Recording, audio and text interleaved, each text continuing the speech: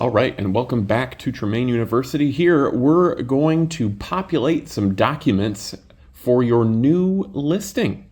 So let's get Skyslope open. You can find Skyslope there on that drop-down tab, or it can be accessed by when you first log into the MLS. Let's click on that big blue button that says Create. We're going to represent the seller here, obviously, because we're finding our listing documents. Additionally, it could also be a landlord if you're here to lease out a property.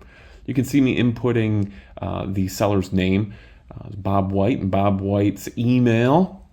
We're also going to put Bob White's address that he is planning on listing with us. You can see here that the address will pre-fill once we find that address, or if it doesn't happen to pre-fill, we can manually input it here.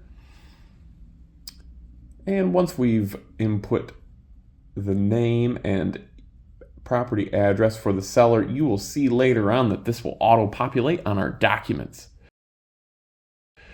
Here's a very important step. Let's hit the All Libraries button and drop down to Real Estate by Tremaine's Library. Here you'll find all of our documents that we're ever going to need on any transaction, and we're going to add those to our kind of our template here. So we're going to add our affiliated business arrangement, disclosure of lead-based paint, listing agreement, mortgage payoff form, and also the seller's disclosure.